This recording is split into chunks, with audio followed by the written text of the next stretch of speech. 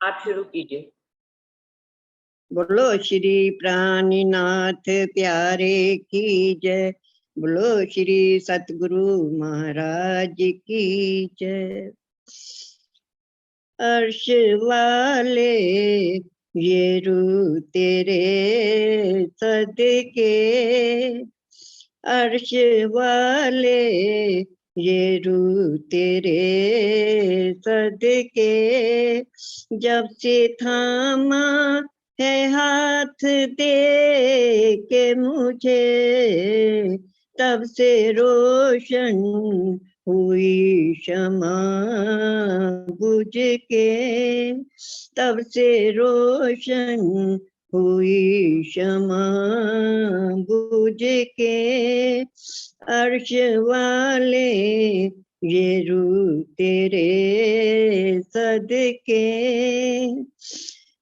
बस तुम्हारा सहारा मिलता रहे, और कोई सहारा क्या मैं करूं।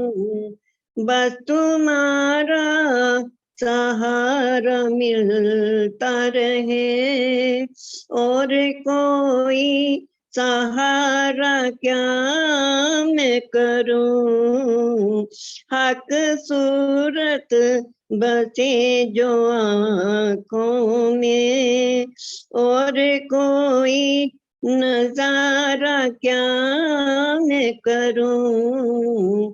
हक सूरत बसे जो आँखों में, और कोई नजारा क्या मैं करूं। आपके बल से जीत लूं दुनिया, वरना कुछ भी नहीं मेरे बस में। आपके बल से जीत लूं दुनिया, वरना कुछ भी नहीं मेरे बस में। अर्श वाले ये रू तेरे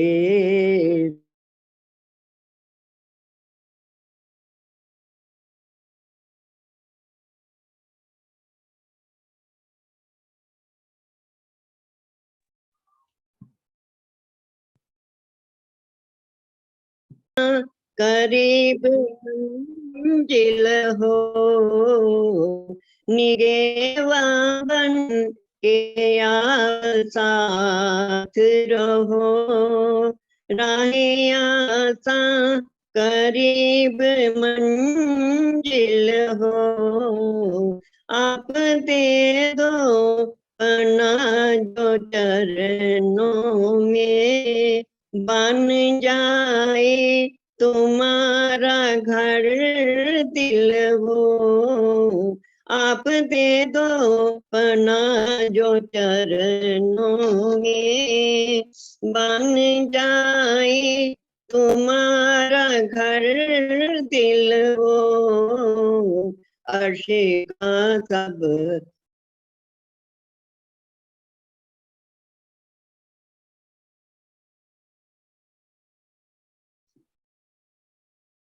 आप शुरू कीजिए। हाँ जी। बोलो श्री प्राणनाथ प्यारे की जय। बोलो श्री सतगुरु महाराज की जय। वंदो सतगुरु चरण को, करूं सुप्रीम प्रणाम।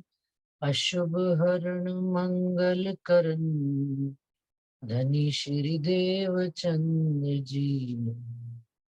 श्री प्राणनाथ निज मूलपति, श्री महराज सुनाओ।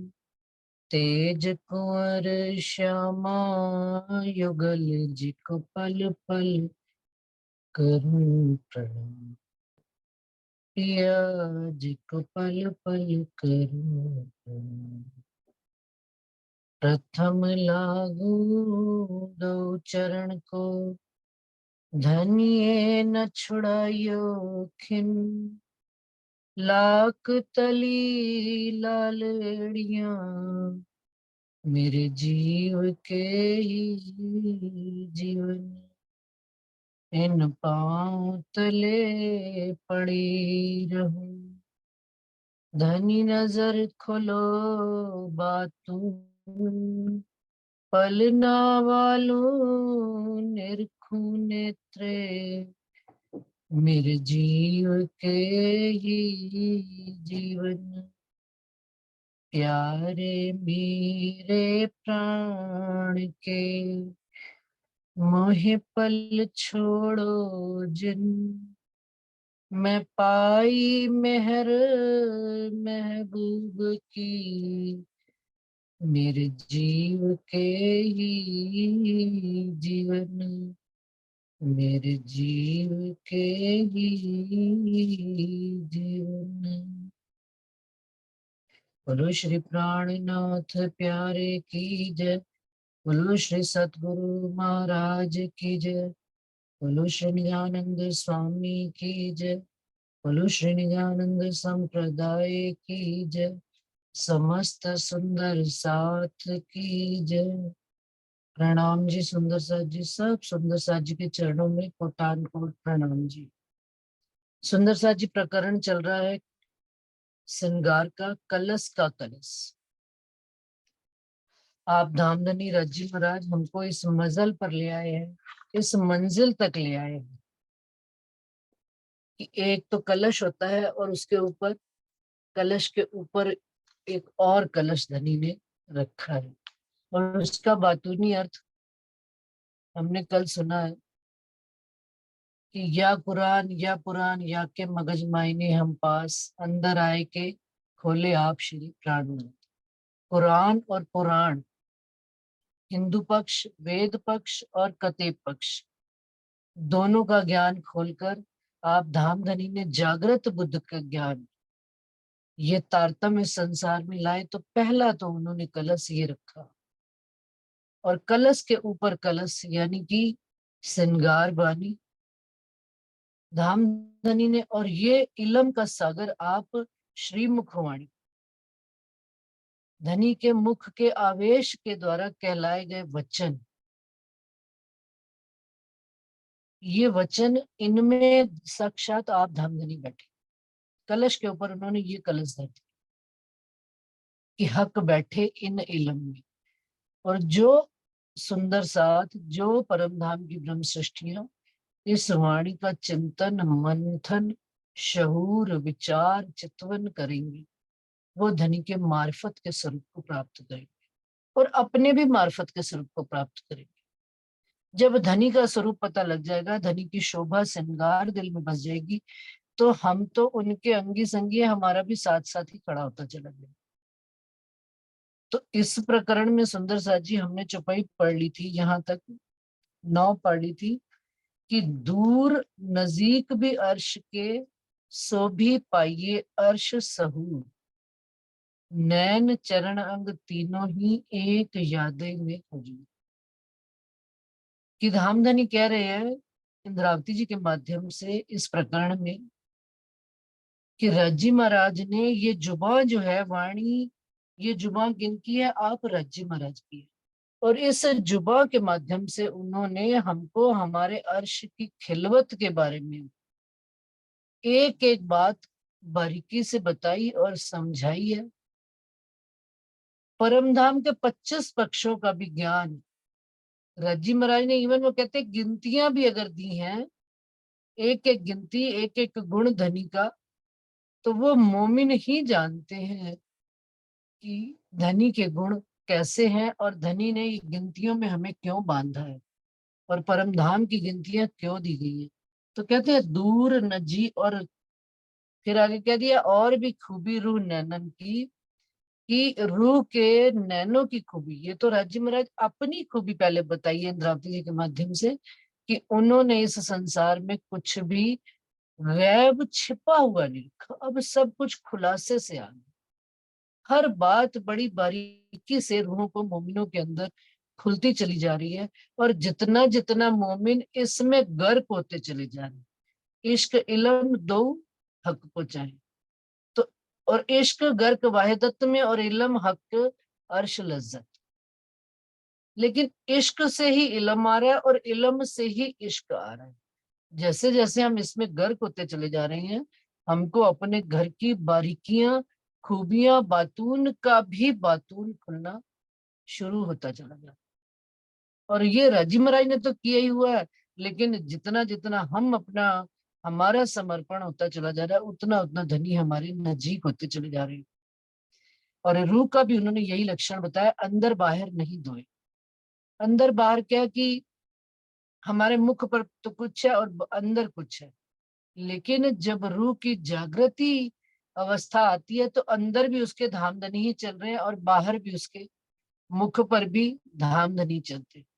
मुख पीछे बाइये जो दिल अंदर का गुज, कि दिल के अंदर के जो राज है वो चेहरे पर रूह के निकल आए। क्या कि दिल में भी धनी बसे हुए हैं और मुख पर भी धनी का ही लाड प्यार परिलक्षित हो रहा है। ये दोनों अवस्थाएं रूह की एक जब हो जाए तो उसी को ही रूह कहना चाहिए। वो कह रहे हैं, तन दिल दो एक ही रूह कहियत है सो। तो दूर नजीक भी अर्श के सो भी पाइए अर्श सहूर, नैन चरण अंग तीनों ही एक याद में हजूर। कि परम धाम में हम दूर से दूर भी यदि बैठे हैं, सागरों में, बड़ी रांग में, इधर मानिक पहाड़ पे, पुखराज पहाड़ पे दूर भी बैठे हैं और नजीक से नजीक के धनी के चरण कमलों में बैठे हैं, तो भी क्या है, ये सब भी अर्श सहूर, परम धाम के बारे में विचार करने से और धनी का सोचते सोचते उनके चितवन लग जाना, करना नहीं, करना और लग जाना में एक अलग अवस्था है। समझ, अपने आप उनका इतना अंदर शऊर चले, इतना विचार चले कि हमारी सुरता वहीं पर ही उठ जाए।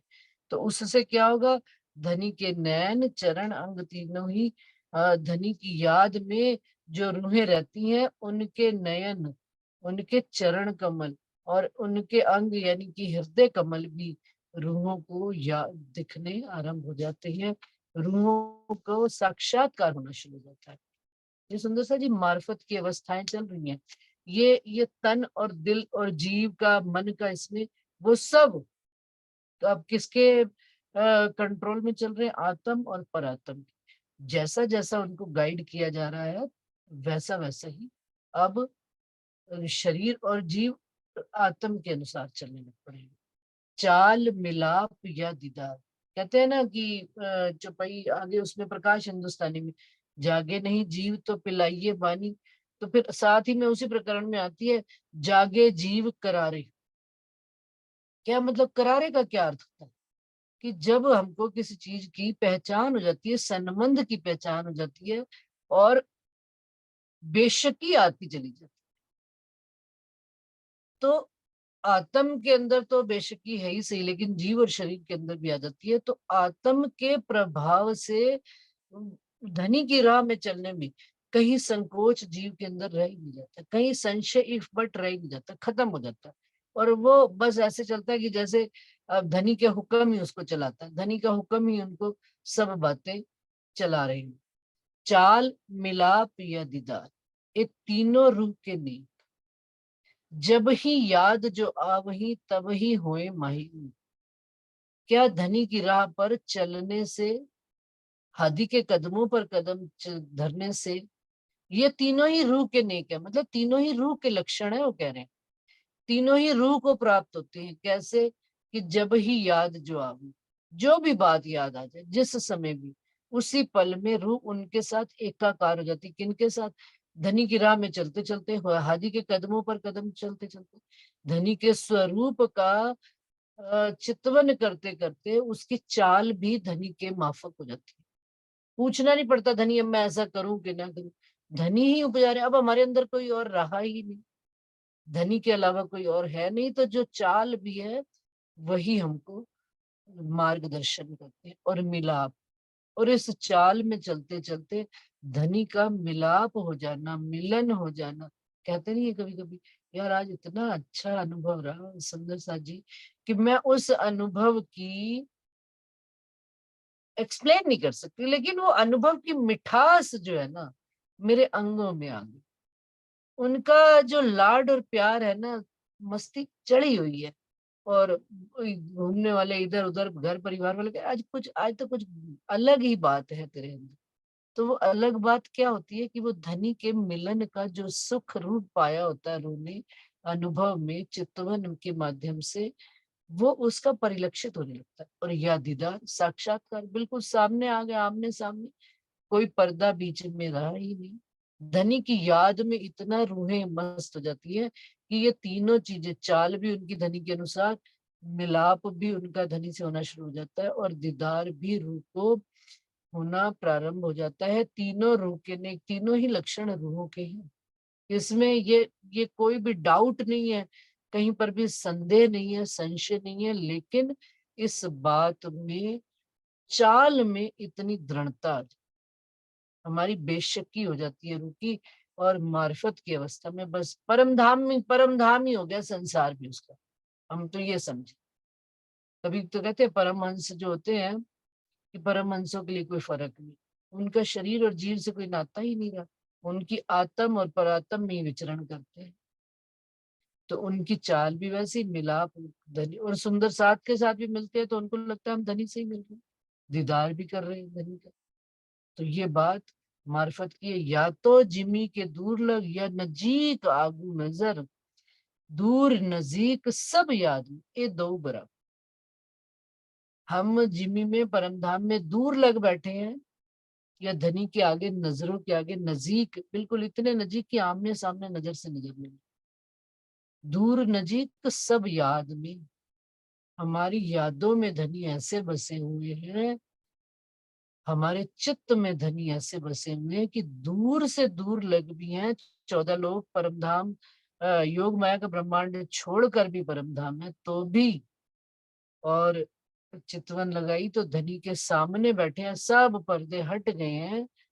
इन बातों में भी अब कोई संशय नहीं रह गया। ये दो बराबर, दो बराबर क्या, दूर या नजीक है, दोनों बराबर ही है। क्यों? क्योंकि धनी की याद में है, और धनी उनके अंदर आ गए और हम धनी के अंदर चले गए। दोनों बातें अरस परस है सुंदर। धनी हमारे अंदर आ गए, हमारे चित्त में, हमारे हृदय में, हमारी बुद्धि में, हमारी जुबा में बस गए हैं।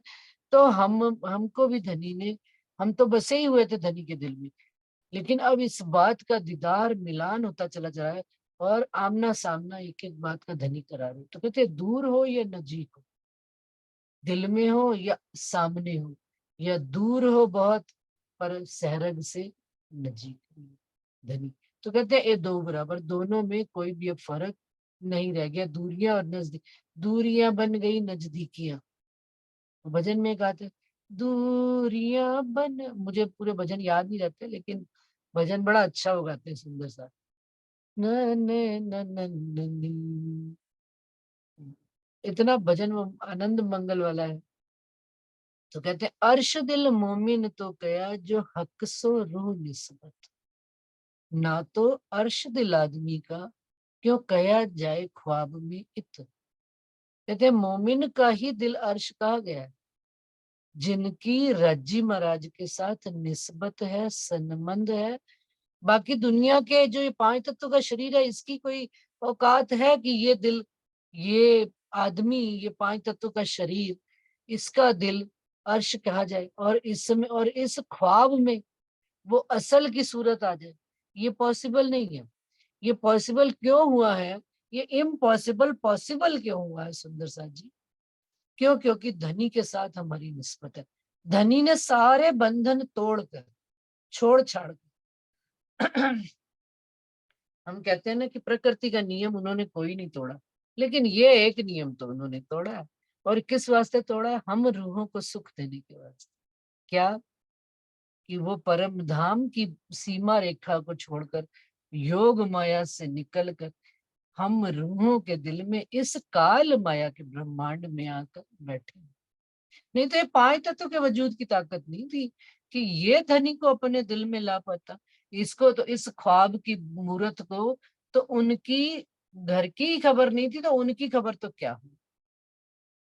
लेकिन इसके अंदर जो उन धनी की रूह बैठी है, उसके साथ धनी अपना संबंध पालने के लिए ये सारे बंधन तोड़ ताड़ कर हमारे बीच में आकर बैठे। हम रूहों के दिल को उन्होंने अर्श किया है। सुंदरदास जी शेरपुर वाले महाराज जी की बीतक यदि हम सब ने सुनी है, क्योंकि अपनी जूम क्लास में भी रुचि ने पूरी करी थी, तो उसमें महाराज जी का यही वर्णन आता है कि भाई उनको दर्शन देने आते हैं देवी देवता, त्रिगुण आते हैं दर्शन दे, और उनको कहते हैं मंत्र ले लो, जबकि अभी महाराज जी को राज्य के स्वरूप की पहचान नहीं है राम रतन दास जी, लेकिन इतनी दृढ़ता है, निस्बत की दृढ़ता है, बेसुधी में भी इतनी सुध है कि किसी का मंत्र नहीं लेते, कहते नहीं मेरा मेरा मन नहीं मानता। तो ये निस्बत की, और अगर रूह हो इतनी निस्बत के प्रति अलर्ट हो बेसुधी में, तो धनी की तो मेहरबानियों का कोई मतलब हमारे पास कोई मिसाल ही नहीं कि मैं उनकी मिसाल दे सकूं कि वो अपनी निस्बत को निभाने के लिए कहाँ तक आए बैठे उन्होंने। और इससे बड़ी वो और कोई मिसाल नहीं कि वो उन्होंने हमारे दिल को ही अपना घर कर लिया, और इतना अनंत कर लिया है कि पूर्ण परम धाम भी इस दिल में ही समा गया, चित्त में ही आ गया। तभी तो कह रही है दूर नजदीक जो आवी सब ए दो बराबर। अब दोनों समान ही हो गए हैं, दूर भी पास है और पास भी दूर। पास में दूर कैसे हैं, दिल में बैठे हैं और हमने कभी उनसे बात ही नहीं करी, तो दूर ही दूर है।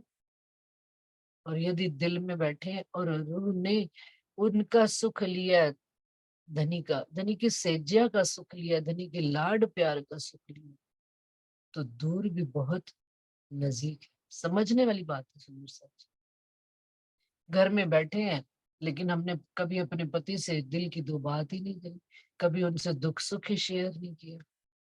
संसार में भी तो पत्नी क्या पति को प्यारी होती है। इसी तरह से धनी आए बैठे, हम दिन भर उनको सुबह बाल भोग भी लगा रहे हैं, दोपहर को थाल भोग भी लगा रहे हैं, संध्या आरती में भी भोग, लेकिन ये भोग तो किया ही नहीं। कौन सा भोग, धनी का भोग, और धनी ने हम रूहों का भोग तो किया ही नहीं, एक दूसरे का रस दिया ही नहीं। धनी का रस जब दिल में आएगा तो जुबा अपने आप ही धनी का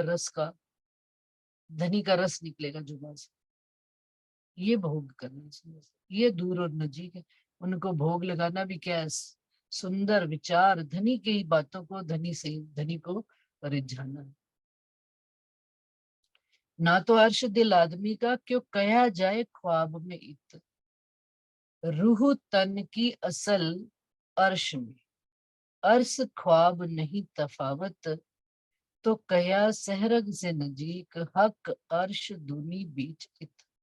अब असल तन जो हमारा कहाँ बैठा है सुंदर सा जी, परम धाम में धनी के चरण कमल, और उसका ख्याल, एक विचार, प्रतिबिंब रूह का, उस पर आत्म का प्रतिबिंब आत्म इस संसार में आई बैठी है। अब इसका दिल और उसका दिल दोनों अर्श ख्वाब नहीं तफावत, दोनों के बीच में फर्क नहीं है। देखा जाए तो फर्क हो भी कैसे सकता है, प्रतिबिंब के अंदर सुंदर साथ जी जो अपना ही प्रतिबिंब खड़ा हो तो उसमें प्रतिबिंब किसका आता है, असल का प्रतिबिंब। असल के अंदर जो चीज होती है वही फोटो में दिखती है, वही शीशे में आईने में दिखती है, वही प्रतिबिंब में दिखती है, वही छाया में दिखती है अपनी। तो दोनों में वो कहते हैं तफावत इतनी सी भी नहीं है। और पर आत्म के जो दिल में बात आ रही है वही आत्म के इस दिल में सारी बात आती चली जा रही है। रूह तन की असल अर्श में अर्श ख्वाब नहीं तफावत, तो कया सेहरग से निजी। इस वास्ते उन्होंने कहा है कि धनी हम रूहों के सहरग की, ये सहरग की नली श्वास नली से भी करीब धनी ने हमारे दिल में वास करते हैं, क्योंकि असल तन में धनी हमारे एक पल भी मैं रह ना सकूं रूह बिना, रूहें रह ना सके मुझे, रूहो तुम मेरे तन हो, तुम सो इश्क जो मेरे दिल, कि हम धनी के तन हैं और सहरग से नजीक इस कारण से धनी हमारे बसते हैं। तो क्या कह दिया, तो कह सहरग से नजीक हक अर्श दुनी बीच इत। धाम धनी अर्श हो या इस दुनी, क्योंकि अगर वहां असल दिल में धनी सहरग से नजीक है तो इस प्रतिबिंब में भी, आत्म के दिल में भी धनी सहरग से नजीक ही बसते हैं। दिल मोमिन अर्श तन बीच में, उन दिल बीच ए दिल, कहने को ए दिल है अर्शे दिल असल। बिल्कुल वही बात जो पई पूरी विस्तार से ग्राहकी जी बता रहे हैं कि मोमिनों का जो अर्श तन है, मूल परमधाम में तन है, उस तन के दिल में, दिल मोमिन अर्श तन बीच में, हाँ, परमधाम में जो मोमिनों का तन है उसमें उसका जो दिल है, उन दिल बीच ए दिल, ये वाला दिल आत्म के दिल, आत्म का दिल परम आत्म के दिल का, दोनों दिल एक है। वही बात है, क्योंकि प्रतिबिंब का दिल कोई जुदा, उसमें अब बात आ ही नहीं सकती। जो असल में बात आएगी वही तो यहाँ पर आएगी। जैसे कि सुंदर सा जी, हम मूवी देखते हैं, पिक्चर देखते हैं, थोड़ा सा भी ज्ञान है तो प्रोजेक्टर के द्वारा जो चीज पर्दे पर आई जाती है, पर्दा वही चीज दिखाता है जो प्रोजेक्टर पीछे से रील चल रही। अब अगर हम चाहें कि पर्दे में कुछ बदलाव करना चाहें कि पर्दे में सामने हम सीन ये वाला ऐसे नहीं तो वैसे कर दें, हो नहीं सकता, क्योंकि पीछे रील प्रोजेक्टर से देखते हैं ना, लाइट पीछे से आ रही है और पर्दे पर आ रही है। बिल्कुल सेम इसी प्रकार से कि प्रोजेक्टर से पिक्चर चल रही है, पीछे से धनी पर आत्म के दिल से इस आत्म के दिल में। अब ये दिल उस दिल में है या वो दिल इस दिल में है, समझना इस बात को। प्रतिबिंब के दिल में तो कुछ आ ही नहीं रहा, पर आत्म के दिल से सब कुछ आ रहा। तो कहते हैं कहने को ये दिल है, कहने को कह दिया कि ये दिल है, लेकिन है अर्श दिल असल। असल दिल कौन सा? अर्श में परमधाम का दिल ही असल है। जो असल रील में, जहां पर असल पिक्चराइजेशन हो रही है, वो दिल ही असल दिल है। जहां पर रूह पर आत्म धनी के सन्मुख बैठकर, धनी की नजरों में नजर मिलाकर, धनी की नजरों से, धनी की प्रोजेक्टर से जो दिल पर आत्म के दिल पर पिक्चर आ रही है, वो उसका भी प्रतिबिंब हमारी आत्माओं के दिल में चल रहा है। अब उसका हमारे तन और जीव पर हमें परिलक्षित कब तक नहीं होता? जब तक हमारे तन और जीव का, गुण इंद्रियों का विस्तार ज्यादा है संसार में। जैसे जैसे ये जुड़कर एक रूप, एक स्वरूप होकर धनी को समर्पित हो जाती है, तो पर आत्म के दिल से आत्म के दिल में, और आत्म के प्रतिबिंब से जीव के और तन के दिल में भी परिलक्षित होने लग जाता है। ये एक प्रोसेस है, चला आ रहा है कि झरना ऊपर से बह रहा है, पानी वो कहाँ तक जाएगा? सुंदर सा जी देखिए, हम परमधाम में भी देखते हैं, पुखराज पहाड़ से जमुना जी निकलती है। बिल्कुल देखिए, 5 स्तून से नीचे से जाती हैं ऊपर, फिर ऊपर से वो नीचे आती है, फिर जिमी पर जाती है, फिर जमुना जी चारों तरफ बहती तो है ही, लेकिन पूरे परमधाम में पानी की सप्लाई, यदि बहुत गहराई से हमने परमधाम को समझा है, तो सिर्फ एक ही जगह से, पुखराज पहाड़ से अनंत अनंत चारों तरफ पानी जा रहा है। वन की नहरें हो, सागर हो, कहीं हो, सब जगह पानी पुखराज से आ रहा है। इसी प्रकार से असल दिल, अर्श दिल से, परमधाम के दिल से, पर आत्म के दिल से इश्क, इश्क है, इल्म है, जो भी बातें हैं, धनी ने परमधाम के 25 पक्षों की एक एक बात वहां से सप्लाई हो रही है, और यहाँ पर आ रही है। कहाँ आ रही है? पर आत्म के दिल में आ रही है, फिर वहां से जीव से आ रही है, फिर शरीर में आ रही है, फिर संसार में विस्तार हो रहा है। एक परमहंस के माध्यम से कितने ही जीवों को, जब वो जागृत होते हैं, और कितने ही ब्रह्मांड में उनके अंगी संगी कितने खड़े हो जाते हैं। तो ये है पशु पंखियों का विस्तार, फिर खूब खुशहालियों का विस्तार, संसार में भी उतना ही विस्तार होता चले। क्योंकि धनी तो विस्तार करने आया, और किसका? धनी अपने लाड प्यार प्रेम प्यार इश्क का विस्तार करने। ब्रज में यदि होता था तो आज के ब्रह्मांड में भी ऐसा होता, जागनी के ब्रह्मांड में भी हमने देखा है। सुंदर सा जी, आप स्वामी श्री प्राणनाथ जी के चरणों में भी मोमिन तो चले ही चले हैं, लेकिन उनके ऑरा में जो जो अच्छे शुद्ध जीव होते थे वो भी उनके संग अंग चलने लगते। और चले हैं, कहा है 5,000 की जमात में मात्र 500 ही ब्रह्म सृष्टि थी, 1,500 ईश्वरी और बाकी के जीव। ये तो उन्होंने गिनती में दे दी संख्या हमको समझने के लिए, लेकिन क्या वास्तव में जिस नगरी से, जिस स्थान से शिव जी के चरण कमल चले होंगे, वो निकले होंगे, वो भूमि ही धन्य हो गई होगी। उनका आसपास का ही माहौल अपने आप ही वो प्रकाशित होता चला गया। तो आप धाम धनी ने वो पर आत्म के अर्श दिल से, आत्म के दिल में, आत्म से जीव में, तन में और शरीर में और घर परिवार संसार में और आसपास के औरा में उसका पूर्ण विस्तार संसार में इस तरह से विस्तार हो रहा है। एक रूह के माध्यम से भी हो रहा है, चाहे अनचाहे ही हो रहा है, जाने अनजाने में ही होता चला गया कि रूह धनी में मगन है, उसका विस्तार अपने आप होता चला। रूह को इस बात से शुद्ध है या नहीं है तो भी हो ही रहा है कि धनी के चरण कमल जिस दिल में बसते हैं उनका कितना विस्तार। और जिनको धनी ने जागने का हुक्म दे दिया उनकी तो महिमा हम सब सुंदर सा जानते ही है परमहंस। तो बात क्या है कि असल मूल तन से है अर्शय दिल असल। असल दिल जो है वो अर्श में, पर आत्म के दिल ही असल दिल है। तो हक नजीक कया रूहन को और नूर नजीक फरिश्तन। तो हक किनके सबसे करीब है सुंदर सा जी? ब्रह्म सृष्टियों के नजीक, रूहों के करीब है। और नूर नजीक किनके दिल में वास है? राजी महाराज का, हम ब्रह्म सृष्टियों के दिल में वास है। और नूर नजीक फरिश्तन, और अक्षर ब्रह्म का अपने ईश्वरी सृष्टि के हृदय में वास है। और आम खलक देखन को जो कहे जुल्मत से तन। और जो आम खलक है, जीव सृष्टि है जिनकी उत्पत्ति ही निराकार से है, इनके तन ही संसार के हैं, इनके अंदर तो वास ही किनका है? विष्णु भगवान का, क्योंकि ये इनके जीव है। परंतु कहते हैं तो देखने के लिए तो मिट जाएंगे, इनका असल तन ही नहीं है, तो इनके दिलों में वास भी किनका होगा? ये तीनों गिरोह कही जाहिर, पर ए बीच मार्फत रहा, ये कलाम अल्लाह में बेवरा, यूं ही कया रू अल्लाह। इन तीनों गिरोह का पूर्णता वर्णन वो कहते हैं, जीव ईश्वरी और ब्रह्म तीनों का जाहिर में बेवरा करके धामधनी ने हमको बताया है। परंतु मार्फत की राह कौन लेंगी?